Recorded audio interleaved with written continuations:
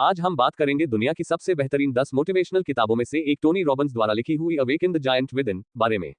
तो चलिए चलते हैं इसके पहले चैप्टर की ओर। अर्जुन एक साधारण इंसान अपनी दिनचर्या के बोझ तले दबा हुआ था। उसकी जिंदगी एक ठहरी हुई नदी की तरह थी, ना कोई हलचल ना कोई दिशा। लेकिन कहीं भीतर उसे एक शक्ति महसूस होती थी। क्या वह अपनी इस शक्ति को जगाकर अपना जीवन बदल सकता था? एक दिन उसे एक किताब मिली, जागृत करें अपने भीतर के विशालकाय। उसने पहला पृष्ठ पलटा और वहां लिखा था, आपके निर्णय के क्षणों में ही आपकी नियति निर्धारित होती है। यह पंक्ति उसकी आत्मा में गूंज उठी। उसने महसूस किया कि उसकी जिंदगी में ठहराव उसकी ही निष्क्रियता का नतीजा था। लेकिन क्या वह अपने निर्णयों से अपनी नियति बदल सकता है? पहला अध्याय अर्जुन को चुनौती देता है, अगर आपको असफलता का डर न हो तो आप क्या सपना देखेंगे?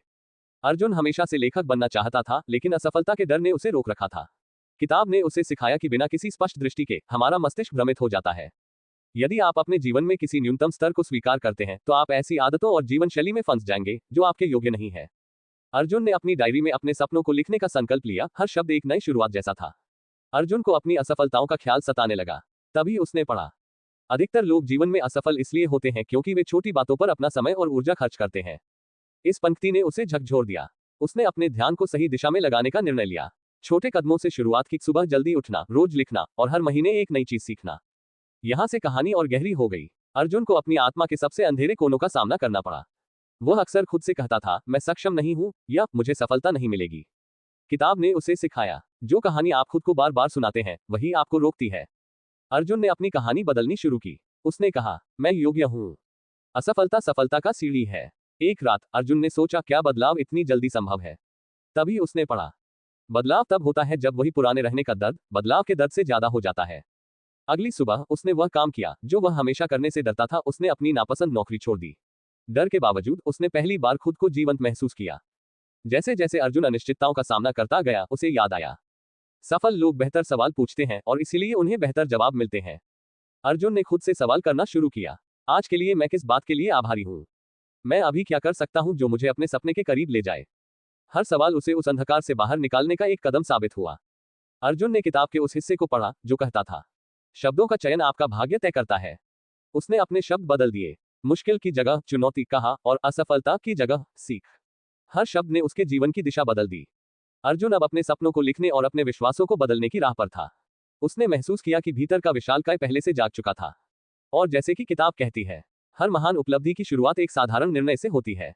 उसने निर्णय लिया, वह अपनी नियति को खुद लिखेगा। अर्जुन के जीवन में बदलाव की पहली लहर आ चुकी थी। उसने अपने सपनों को लिखना और अपनी सोच को बदलना शुरू कर दिया था। लेकिन ये तो सिर्फ शुरुआत थी। किताब का दूसरा भाग, अपने जीवन पर नियंत्रण प्राप्त करें मास्टर सिस्टम, अर्जुन के लिए नई चुनौतियां और गहरी समझ लेकर आया। अर्जुन ने सोचा, मैं जानता हूं कि मुझे क्या चाहिए, लेकिन मेरा ध्यान बार बार भटकता है। यही किताब ने उसे बताया, हम जो चीजें सबसे ज्यादा महत्व देते हैं वही हमारे जीवन की दिशा तय करती है। इसने अर्जुन को झकझोर दिया। उसने पहली बार अपने जीवन मूल्यों पर ध्यान दिया। उसने पाया कि वह सुरक्षा को आजादी से ज्यादा महत्व दे रहा था। संपत्ति के पीछे भागते हुए उसने खुशी को अनदेखा कर दिया था। अर्जुन ने अपने मूल्यों को पुनः व्यवस्थित किया। उसने आत्मनिर्भरता और प्रेरणा को शीर्ष पर रखा। किताब ने उसे चेताया, हमारा मस्तिष्क एक कंप्यूटर की तरह है। अगर आप इसे नकारात्मक विचारों से भरेंगे तो ये खराब परिणाम ही देगा। अर्जुन ने अपने मस्तिष्क को सही दिशा में प्रशिक्षित करने का निर्णय लिया। हर सुबह सकारात्मक पुष्टि एफर्मेशंस बोलना शुरू किया। मैं आज बेहतर बनने के लिए तैयार हूं। मैं अपने जीवन का स्वामी हूं। अर्जुन ने देखा कि वह अक्सर कहता था, मेरे पास समय नहीं है, ये बहुत मुश्किल है, या मैं बहुत थक गया हूं। तभी उसने किताब में ये पढ़ा, आपके द्वारा चुने गए शब्द ही आपके जीवन के अनुभव को आकार देते हैं। अब उसने अपने शब्द बदल दिए। यह मुश्किल की जगह ये चुनौतीपूर्ण लेकिन रोमांचक है। मैं थक गया हूं की जगह मुझे एक विराम की आवश्यकता है।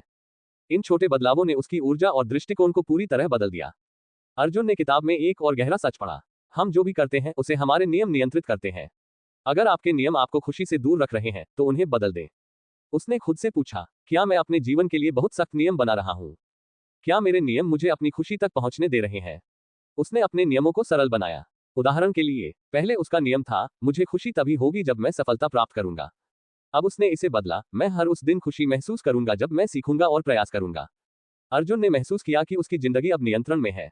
उसने सीखा कि सही मूल्यों को अपनाने से उसका जीवन स्पष्ट हो गया। शब्दों और नियमों को बदलकर उसने अपनी मानसिकता को सकारात्मक बना लिया। जैसे कि टोनी रॉबिन्स कहते हैं, अगर आप वह चीज नहीं पा रहे हैं जो आप चाहते हैं तो आप अपने मानकों को सुधारें। अर्जुन ने अब अपने मानकों को ऊंचा कर लिया था। किताब के इस भाग ने अर्जुन को सिखाया कि अगर आप खुद पर नियंत्रण कर सकते हैं तो आप अपने भाग्य को आकार दे सकते हैं। अब अर्जुन एक नया इंसान बन चुका था, सपने देखने वाला और उन्हें साकार करने वाला। उसका सफर अभी जारी था, लेकिन अब वह मास्टर बनने की राह पर था। अर्जुन का अगला पड़ाव, स्थायी बदलाव की ओर। अर्जुन अब अपनी प्राथमिकताओं और मानसिकता पर नियंत्रण पा चुका था। लेकिन क्या यह पर्याप्त था? वह जानता था कि अस्थायी उत्साह उसकी मदद नहीं करेगा, उसे अपने जीवन में स्थायी बदलाव लाने की जरूरत थी। तभी वह किताब के तीसरे भाग, अपने जीवन को 7 दिनों में आकार दें, पर पहुंचा। अर्जुन की सबसे बड़ी कमजोरी थी उसकी भावनाएं। जब चीजें खराब होती तो वह हताश और निराश हो जाता। किताब ने उसे सिखाया, आपके जीवन की गुणवत्ता आपकी भावनाओं की गुणवत्ता पर निर्भर करती है। अर्जुन ने अपनी भावनाओं को समझने का अभ्यास शुरू किया। वह हर दिन खुद से सवाल करता, आज मैं कैसा महसूस कर रहा हूं? ये भावना मुझे सशक्त बना रही है या कमजोर? उसने अपनी भावनाओं को सकारात्मक रूप में बदलना सीखा। जब वह गुस्से में होता तो गहरी सांस लेकर खुद को शांत करता। अर्जुन को एहसास हुआ कि उसका शरीर उसकी ऊर्जा का स्रोत है। किताब ने कहा, अपने शरीर को सुधारें और आपका मन स्वतः ही शक्तिशाली हो जाएगा। अर्जुन ने तय किया कि वह अपनी दिनचर्या में बदलाव करेगा। हर सुबह 15 मिनट व्यायाम, ज्यादा पानी पीना, स्वस्थ भोजन करना। शुरुआती दिनों में ये कठिन था, लेकिन धीरे धीरे उसे अपने अंदर ऊर्जा का संचार महसूस हुआ। अर्जुन के कुछ रिश्ते तनावपूर्ण थे। किताब ने उसे सिखाया, रिश्तों की गुणवत्ता ये तय करती है कि आपकी जिंदगी कितनी खुशहाल होगी। अर्जुन ने अपने रिश्तों को सुधारने के लिए 2 चीजें की। 1. उसने दूसरों को समझने की कोशिश की। 2. उसने दूसरों की सराहना करना शुरू किया। वह अब दूसरों के साथ बातचीत में अधिक धैर्यवान और सहानुभूतिपूर्ण हो गया। अर्जुन का पैसा हमेशा एक तनाव का कारण था। किताब ने एक नया दृष्टिकोण दिया। समृद्धि का पहला कदम है वित्तीय स्वतंत्रता का स्पष्ट लक्ष्य। अर्जुन ने अपनी आय और खर्चों का एक हिसाब बनाया। उसने छोटे छोटे कदम उठाने शुरू किए। हर महीने अपनी आय का 10% बचाना, अनावश्यक खर्चों को कम करना। अर्जुन की सबसे बड़ी समस्या थी समय की कमी। किताब ने सिखाया, हम सभी के पास 24 घंटे होते हैं, फर्क सिर्फ इस बात में है कि हम उनका उपयोग कैसे करते हैं। अर्जुन ने एक नई योजना बनाई। हर दिन अपने मुख्य कार्यों की सूची बनाना, उन कार्यों को प्राथमिकता देना जो सबसे ज्यादा महत्वपूर्ण थे। अब उसका दिन अधिक उत्पादक हो गया। अर्जुन ने जाना कि जीवन सिर्फ खुद को बेहतर बनाने तक सीमित नहीं है। किताब ने कहा, सच्ची खुशी दूसरों को कुछ देने में है। उसने अपने समय का एक हिस्सा दूसरों की मदद के लिए समर्पित किया। चाहे वह किसी जरूरतमंद को भोजन देना हो या किसी को प्रोत्साहन देना, वह अब योगदान देने के महत्व को समझने लगा। अर्जुन ने आखिरी दिन किताब की इस बात पर ध्यान दिया, सफलता वह नहीं है जो आप पाते हैं, ये वह है जो आप बनते हैं। उसने पाया कि जीवन का सही संतुलन ही सच्ची सफलता है। उसने अपने स्वास्थ्य, भावनाओं, रिश्तों और समय में संतुलन बनाकर संतोष महसूस किया। 7 दिनों की यह यात्रा अर्जुन के लिए एक नए जीवन का आरंभ बनी। उसने महसूस किया कि बदलाव कोई जादू नहीं है, ये लगातार छोटे कदमों और सही मानसिकता का नतीजा है। जैसे कि टोनी रॉबिन्स कहते हैं, छोटे निर्णयों से ही बड़ा बदलाव आता है। अब अर्जुन के जीवन में स्पष्टता, उद्देश्य और संतुलन था। अर्जुन ने अपनी जिंदगी को बदलने के 3 बड़े चरण पूरे कर लिए थे। अपने सपनों को पहचाना, अपनी आदतों और मूल्यों को बदला और अपने जीवन के अलग अलग हिस्सों में संतुलन लाया। लेकिन किताब का चौथा और अंतिम भाग, नियति का पाठ, उसे उस मुकाम तक ले जाने वाला था जहां वह अपने जीवन के वास्तविक उद्देश्य का सामना करेगा। अर्जुन ने पढ़ा, जिंदगी का असली उद्देश्य है एक ऐसा जीवन बनाना जो केवल खुद के लिए नहीं बल्कि दूसरों के लिए भी उपयोगी हो। यह वाक्य अर्जुन के मन में गूंज उठा। उसने महसूस किया कि अब तक वह केवल अपनी जिंदगी को बेहतर बनाने पर ध्यान दे रहा था, लेकिन क्या उसका उद्देश्य इससे बड़ा हो सकता था? उसने खुद से सवाल किया, क्या मेरे काम का किसी और के जीवन पर असर पड़ता है? मैं दुनिया में क्या योगदान दे सकता हूँ? अर्जुन ने अपने जीवन के उद्देश्य की खोज शुरू की, लेकिन जैसे जैसे उसने कदम बढ़ाया, उसे कई बाधाओं का सामना करना पड़ा। उसकी योजनाएं विफल होने लगी, वह हताश होने लगा। तभी उसने किताब का यह उद्धरण पढ़ा, असफलता केवल प्रतिक्रिया है, यह आपको सिखाती है कि क्या नहीं करना है। अर्जुन ने महसूस किया कि असफलता डरने की चीज नहीं है। उसने हर विफलता से सीखना शुरू किया।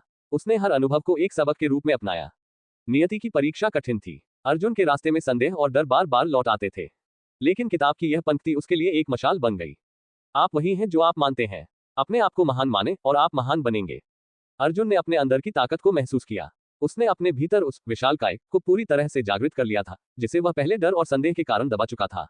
अर्जुन ने समझा कि उसका असली उद्देश्य न केवल खुद को सुधारना था, बल्कि दूसरों को प्रेरित करना भी था। उसने अपने अनुभव और सबक दूसरों के साथ साझा करना शुरू किया। वह कहता, आपकी कहानी किसी और की प्रेरणा बन सकती है। उसने स्थानीय समुदायों में लोगों को पढ़ाने और प्रेरित करने का काम शुरू किया।